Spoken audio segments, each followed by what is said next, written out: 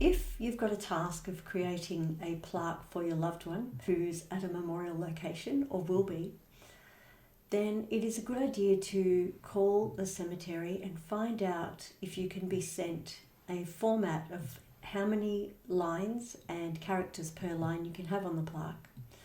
You might like to get an idea of if you can customize it at all.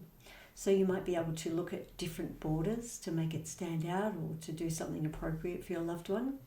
You can add an emblem, which is a little symbol, and it might be something that they're interested in.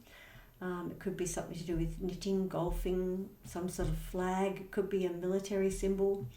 It could be absolutely anything, a flower,